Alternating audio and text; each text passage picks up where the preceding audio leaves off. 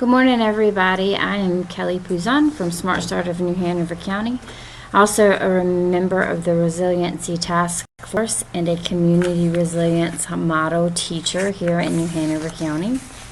And today we just wanted to share with you a few simple CRM strategies you can use during this unprecedented time that we are getting through for self-care. Because that is the most important thing that we can do for each other right now, is take care of ourselves. And if we are able to do that, then we are able to take care of those that need us and that we take care of. We're going to go through today just a few of the skills. Certainly not the whole training, but we hope that maybe after this you'll be interested in taking a whole training. I am trying to show you a PowerPoint at the same time that we are talking, but it's not working, so I might end up holding up slides for you. Let me try a couple different things. Can you see it now? Well, I'm on delay. Okay. All right, so that's not going to work. So we're just going to go with Plan B, and I'll show you some of the slides. In CRM, first and foremost, we talk about the resiliency and what resiliency means. And the definition of resiliency, according to Elaine Miller-Karras, who is the author of the Community Resilience Model, is: resiliency is an individual's and community's ability to identify and use individual and collective strengths in living fully with compassion in the present moment and to thrive while managing the activities of daily living. So that's her definition of resiliency. If you noticed in there, it had a lot of language about self-strengths. So the Community Resilience Model talks a lot about self-strengths and the strengths that you have and what you have going for you. Another thing that the Community Resilience Model talks about is the resilience zone. That's sort of at the heart of the Community Resilience Model. And the resilience zone is where we sort of live mentally and physiologically, where we can handle the ups and downs of daily life. We can carry out our daily activities. We can participate in our relationships successfully. I'm going to show you a picture right now of the resiliency zone. I hope you can see that pretty well. But as you can see, it is not a straight line. That's kind of the point of the slide.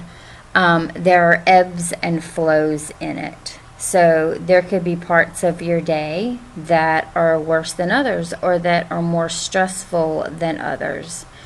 But if you're still able to stay in your resilient zone and you're still able to carry out the daily activities of life, and you're still able to participate in those relationships, we say that you're staying in your resilient zone, and that's where you need to be. We do not call the resilient zone the happy zone, because I'm going to show you another little slide here. As you can see, you can have different emotions and feelings and still be in the resilient zone. You can be happy, mad, or sad, but you're still able to carry out those daily activities and participate in those relationships. You're still able to carry on with your day even though you have those feelings and emotions. So it's not the happy zone, it's the okay zone.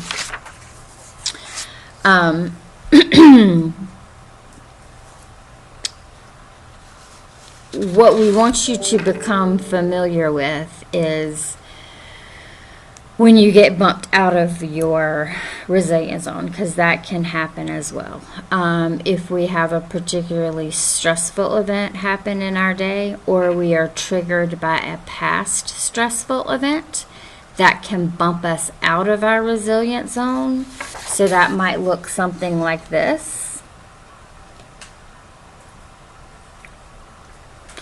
And so you can see, we're going along in our day. Something comes along and happens, a stressor, a trigger of a traumatic event, and it causes us to bump out of our resilient zone. We can either bump high or we can bump low. Bumping high would look something like being anxious, edgy, irritable, and actual physical pain. Bumping low would look like depression and sadness, actually feeling tired, and again, physical pain. So that's when we get bumped out of, that's what it looks like to get bumped out of our resilient zone. It's important to become familiar with your resilient zone in order to use the skills from the community resilience model. That's kind of the heart of it. We need a baseline. We need to know when we're in our resilient zone. That's the first skill that we're going to talk today about. It's called tracking. And tracking is paying attention to what's going on the inside. How am I feeling? Am I warm? Is it pleasant? Is it neutral? Or am I feeling anxious? Am I feeling unregulated? What's going on inside? When we make a habit of paying attention to that, and knowing when we're in our zone and when we're getting close to getting bumped out of our zone, then we're able to do something about it, and we're able to use some of the other skills in the community resilience model to bring ourselves back into the resilient zone. And that is essentially the point of the community resilience model. So again, this is tracking, and tracking is simply paying attention to what's going on the inside of your body. And it's something that you really have to make a habit of doing. It's kind of like a check-in with your nervous system every now and then. And when you're able to do that, you're able to know when you might need to do something to get yourself back into your resilient zone. The next skill or strategy that we're going to talk about is called resourcing. This is one of my favorites. Once we're able to learn how to track and we make a habit of tracking and we can sense ourselves getting bumped out of our resilient zone, that's when the other skills from the community resilience model come in. And one of them is called resourcing. And resourcing is, I'll show you this little slide because my PowerPoint's not working. A resource is a person, place, or thing that brings you happiness or joy or a felt sense of pride. Essentially, it's something that just makes you feel good. It takes you to a happy place. So I invite you to just take a minute and think about something in your life, a person, place, or thing, that makes you feel that makes you feel happy and warm and prideful and just good. It's just a good feeling inside. If you'll take a minute and bring something that does that for you up to your mind. I will share that one of my biggest and favorite resources are my children. I can be having the worst day and I can think about them, or I can look at a picture of them, and just thinking about them or seeing them brings this warm sensation, and it brings this pridefulness, and it brings this feeling of, you know what, everything's going to be okay. You know, I've got them, everything's going to be okay. You know, that's a resource. And when we practice using our resources, the more intense they can be. And when we do the training, we go into a lot of talking about intensifying our resources, because you might not always be able to look at a picture of your resource or experience your resource in life. For example, the beach is a resource for a lot of people, but you can't always go there at the drop of the hat when you feel bumped out of your resource, out of your resilience zone. So we talk a lot about intensifying that resource when we do the training, so that you really can feel that sense of well-being that you get when you're at your resource, or you see it. The next skill that we're going to talk about is also one of my favorites. It's called grounding. And grounding is essentially, simply put, our body, the relationship between our body and the present place and time. Specifically, our body making contact with a surface in the present place and time. And the reason grounding works in bringing ourselves back into the present place and time is because often when we're bumped out of our out of our resilience zone, it's because of a stressful or traumatic event that has happened in the past, or perhaps something that we are stressed out about that's going to happen in the future. But grounding literally brings your mind and your body back to the present place and time.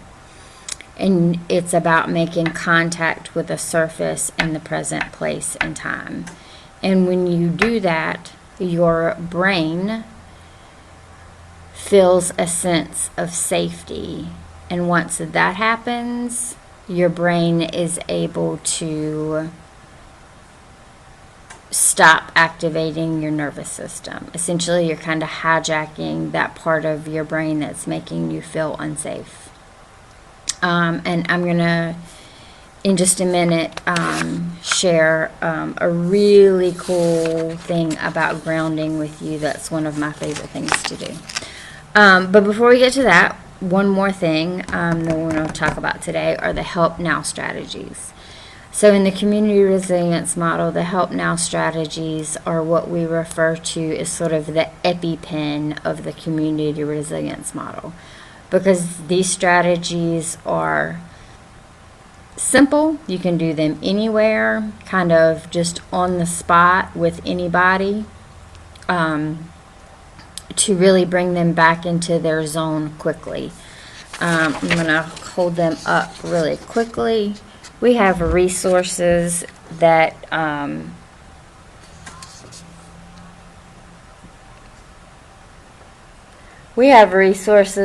you can get a hold of these very easily. And I'm also going to show you another way to access them. But these are the help now skills.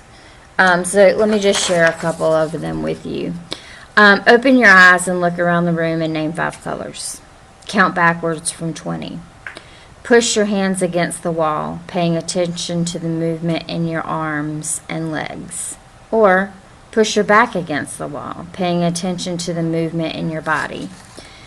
So those are just a couple of the help now skills. And what these help now skills do is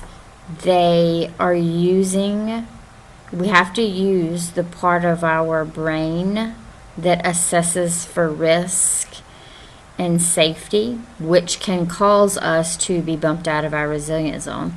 We have to use that part of our brain to do these help now skills. So again, we're sort of hijacking that part of our brain that is causing us to feel unsafe and is activating our nervous system. So if we're doing these things, then our brain is making us feel safe and is bringing our nervous system back online, and it is allowing us to come back into our resilient zone. So those are our help now skills. And the last thing I would like to share with you is where you can access all these resources yourself. The Trauma Resource Institute, who created CRM, or where the community resilience model comes out of, has something called the iChill app that you can get on your phone. And it looks like this when you pull it up on your app store. And in the iChill app, it has a lot of information about the resilient zone. It has something on all 6 of the skills. It has some resiliency images. Of course, it has a list of those help now skills. One of my favorite things that the iChill app has is in the skill of grounding. It has Elaine Miller-Karras, who is the co-author of the Community Resilience Model, actually taking you through grounding herself. It's her voice taking you through a grounding exercise. It's one of my favorite things to do when that is the skill that I want to use. So I highly recommend downloading that app and exploring it and using some of those skills. We will continue to do some of these Facebook Live things for you as we go through this unprecedented time, and try to be as much of a resource for you as we can be. The last sort of message I would like to leave with you is that right now the most important thing that you can do during this time is to take care of you. Because if you don't take care of you, you can't take care of anybody else that you need to take care of. It's essentially putting that airplane mask on before we put our children's airplane mask on. If we are not regulated and we are not in our resilient zone, we cannot help somebody else who is unregulated or not in their resilient zone, particularly children. An unregulated person cannot help an unregulated child. So please take care of you. Take some time to do some self-care stuff. And all this craziness and all this things that are different for us, and just these unprecedented times that we're living in. Just remember to take care of you so you can take care of those that need you. Please reach out to us with any questions you might have, any resources you might need. We have got a lot going on in the Resiliency Task Force coming up in the next few weeks. So please stay tuned to our Facebook page for all that's going on, and get in touch with us if you need anything. Thanks for joining us today. Have a great day. And again, take care of you. Thanks.